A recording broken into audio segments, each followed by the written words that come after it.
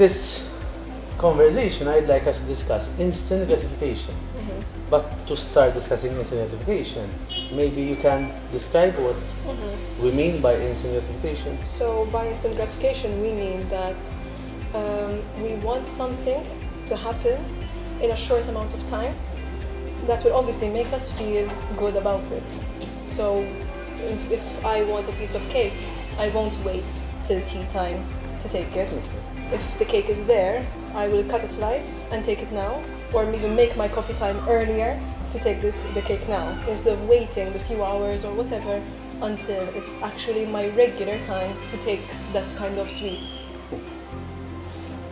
I think that because of technology, because of the consumeristic society that we're growing up in, instant gratification is something which is pushed onto us. I think that we're used to going on an online website and clicking 2 clicks in order to buy a product. We can sort out the products according to when it's going to come to arrive to our home soonest. So, mobile phones, I have instant messaging, emails, so I don't need to wait for the letter to get home and everything is another one. If you go back even 10 years ago, when it was dial-up, it took minutes to connect to the internet, and your phone didn't have internet on it, so you really were a bit delayed. If you wanted to check your emails, you still had to wait that 2 minutes to turn on, that 5 minutes to access, and it took long. Now, if I want to check my email, probably my 2G is already on, or I connected to the free Wi-Fi that's available anywhere. I hear a ding, I have an email, boom, I check it. And I can choose my provider by how fast. Exactly, who has fiber optic, who doesn't, what's the cheapest option. But how does this affect us? Well, in a sense, on a short scale, you think it's nothing bad, and there's nothing wrong. Effective as well. It's very effective, yeah. If I want to check my emails, why not have a ding that literally controls me? That. But it's affecting our relationships, how we connect with people. Imagine I'm with you, I'm having coffee with you. My phone is here, there's a ding. How much am I paying attention to in that moment? In that moment, my brain shut off and said, I received something. And you know, I read this research that suggests that, so let's keep the same example, where I'm with you, having a chat, and your mobile dings. I feel that you're not giving me attention, even if you don't look at your mobile phone, because subconsciously I know that you're thinking about that beep. Was it an email? Is it the email I've been waiting for? How am I going to reply to that Someone email? messaged me, was my friend messaged me, the person I contacted before.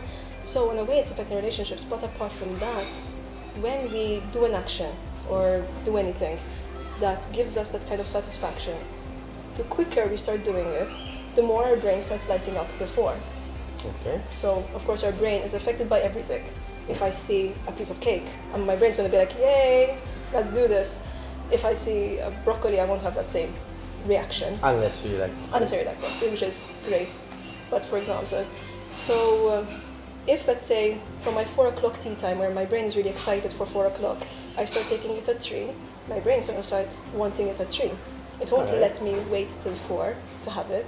It will start saying... So you get accustomed to this instant gratification. Exactly, and of course the earlier I do it, the quicker I do it, the more often I do it, the more natural it becomes for me that if I want something, I take it now. I can't wait for it.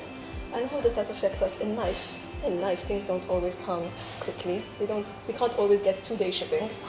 Sometimes it takes a week, a month. When we want to wait for news, if I pass an exam, I have to wait months for that. How am I going to deal with not having instant results? And in relationships. Maybe the person I'm dating is not sure if they want to be in a relationship or not. Maybe the person I'm with needs some time to decide if they want to move abroad or not. Exactly, but I want to reply now. Because I need to know, I feel like it's my right to know now. Because, I need to know what's going to happen with my life, I need to know everything, I need to know now. All other than that, how does it affect us if we message people and they don't reply to us? Maybe we're going through, because I'm thinking maybe we are going through a rough patch, and I want it to end as soon as possible. So will I end the relationship in order not to be in this lacuna, in this vague area? But in reality, when you wait, you might actually find out what you really want, which can be positive. sometimes I'll break, a pause, not the traditional break, but for example, can we speak in 3 days' time because I need time to think? Like, can we speak next week because I need to think about this? I can't have you asking me questions because I can't think about it. At the end of that week, it might be fantastic because I decided, look, I want to be with you, or no, I really want to leave the country and I don't want to have you with me. Look at the difference rather than I can't handle this week, so let's break up, because obviously if you need a week to think about it, you're obviously not sure enough. Because we're so used to this instant knowledge, instant knowing everything, that we miss so much in between. For example, wanting instant knowledge. I can literally talk to my phone and my phone will search for the answer, but I will look at the first 2 links, if I even go to the second link. The first link might not have the information, the full information, or the required information. One page will have some information, one page will have another. It takes time to read that knowledge and experience and so on. But I look at the first 2 and consider myself an expert. You're reminding me of this story I was once told, where there was these 2 Buddhist monks. One is older and one is younger. One is the master and the other one is the student. And they wanted to go up to the top of the mountain. And the student told his master, I've been here before, we can go up in half an hour, tops.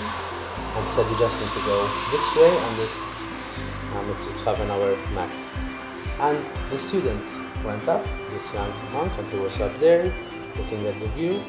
And this older monk came up about 2.5 hours later. And the young monk asked the older monk, how come it took you so long? Didn't you go to the pathway that I suggested? And he said, yes, I did. I said, but I took my time, you know? He said, but you missed 2 hours of this view. Look what a view there is, you know, up here. And the older monk said, but you missed all the flowers and all the paths and the rivers and whatever else, whatever up the mountain, eh?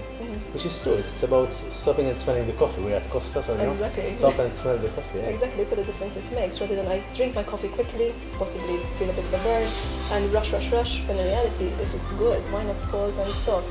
You're reminding me of reality. For example, how many of us prefer staying in traffic for 20 minutes rather than taking a longer route that may be 40 minutes or an hour long, but it's in the countryside or with a view, especially if you're abroad.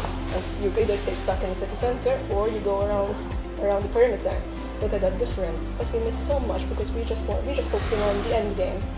I want to do this, I want to do this, I want to do this. Even with studying, I want to get my levels, then my A levels, then my university, I get this degree, I'll become this, I'll do my master's, my PhD, and then what? I have a PhD at the age of 35, then what?